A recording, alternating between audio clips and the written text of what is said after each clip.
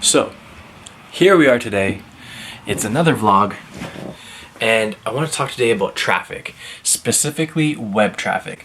Not the traffic jam that you find on the streets, but that's the example that I'm going to use to explain web traffic and setting expectations, but also understanding how conversion funnels are meant to be and meant to work.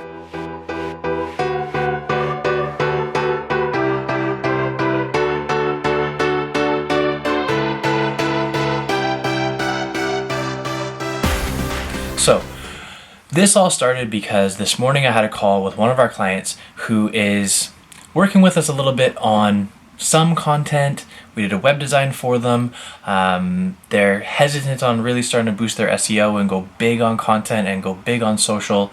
But the point that I'm trying to make is majority of websites do not get a ton of traffic. You really have to work to get organic traffic. That hasn't changed since day one. What's become worse over time is that there are way more websites that are out there, and because of that, you need to work even harder to stand out within your category or with amongst your competition.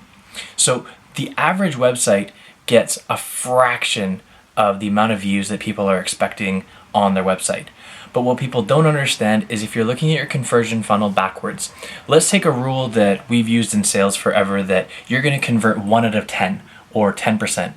So for you to get one new lead into your funnel, however you're looking at it, whether that's somebody joining your email list, whether that's somebody who's actually contacting you for information, whether that's somebody who is interacting with you, asking for pricing, those type of things, or even buying if you have an e-commerce site. If you're to be really generous and say you're converting 1 out of 10 people that are engaged. So on the website, they've looked at all the information, they've gone through a couple of pages. That means in order for you to have one conversion, you need 10 people super engaged on your website. In order for somebody to be engaged, they've probably looked around at a couple of different pages, but those engaged people are probably, again, 10%. So to get those people engaged, now you have 100 people that are poking around your website and looking at multiple pages in order to figure out what you're looking for.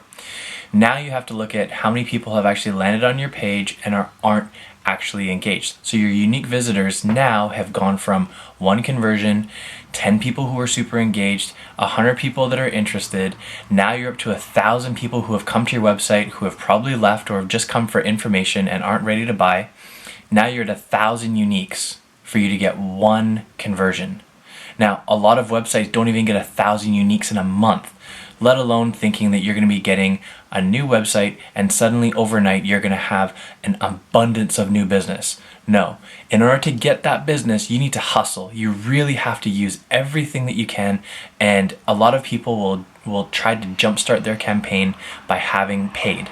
And that's great. There's nothing wrong with that. We manage paid campaigns. The bottom line is your website has to convert when there is traffic, but majority of websites are missing traffic. There's a benchmark that I look at in terms of page views and number of uniques per day. And it works along the same lines of having these conversion funnels in place.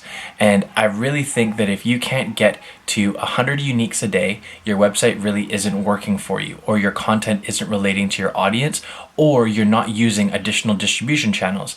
Everybody can have a Facebook account, everybody can have a Twitter account, everybody can sign up for any social media and figure out where you can distribute your content so that you can get better results. Write blog posts, be active on social media. Actually send out emails regardless of how many people you have on your subscriber list.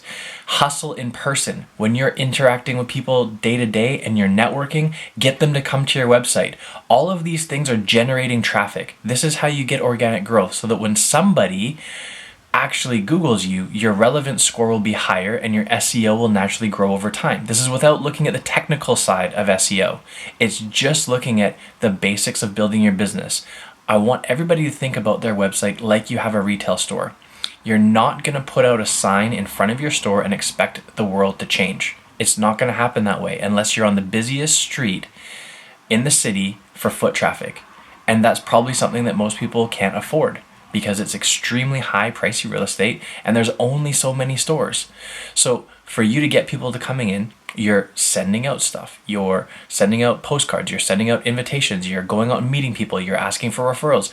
This doesn't change for your website. The difference is instead of them having to physically come to your store or to your office, they can go to your website. Make sure your website completely kicks ass, and then push everything that you can towards your website so that it'll convert. This is how you start gaining your reputation online. This is how you start gaining a better website. But you can't just slap up a website and expect it to work. No matter how much money you put into it, it's not going to happen overnight. Even if you're investing in organic, in SEO, in content, having an inbound strategy, all of that stuff takes time. It can have a big impact, but you have to keep it up because it is an investment. It's not like the tap of paid traffic where you start paying today, you're going to get clicks, and then you're going to get everyone showing up on your website. Because when you turn that paid tap off, it's gone. Now, this may sound like a bit of a rant. I don't mean it to come off that way. I just want to have a reality check because I know that there's a big leap that customers take and clients take when they're looking to have their website redesigned. And it's not to say that it's bad. It's not to say that your company isn't worthy because you don't have a huge amount of traffic. But I do want you to understand that to have a lot of traffic and to have qualified leads, you have to do more than just let it sit there. You have to actively be building your website or having someone do it. You have to be actively promoting your brand just like you would if you didn't have a website. You'd be out there looking for new business. Keep doing it. Build your web presence. Don't let it slide. Don't just have a zombie website that sits there dead after you've invested money into doing it right and redesigning it and having it look great. Make sure you take advantage of this tool. Make your website a tool. Make it convert for you. Make everything happen so that it can help your business grow. I'm a firm believer, along with everyone at our company, that you need to be able to have a website that benefits your business. And the reason for that, I know it's starting to sound like a bit of a pitch, but the reason for that is if you're spending money, you should be getting a return. And the return that you should be getting is branding, the fact that it's there and that it represents you. But on the other hand, it should also be helping improve the growth of your business, whether that's through the growth of your messaging and how people can understand you, or if it's actually driving more business.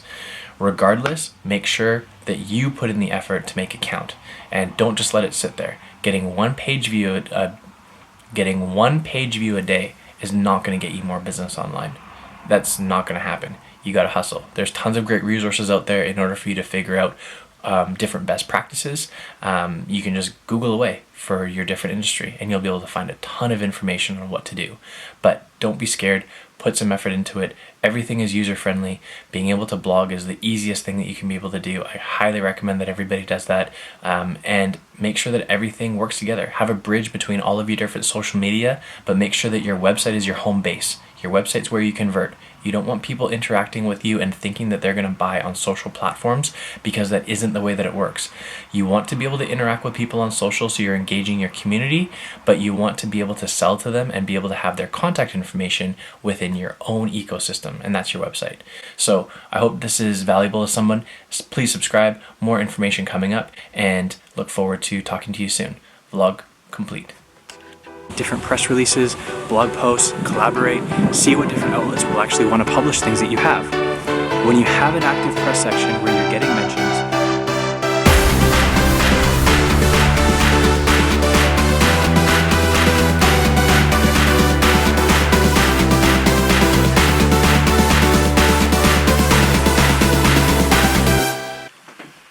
it's late now, just getting some editing done, as you can see in the background there, and I just realized that I was catching that great time lapse of the sun setting and my reflection is totally in the shot. So just enjoy it. Still, think of it as another rookie mistake. Alright, vlog's done. See you tomorrow.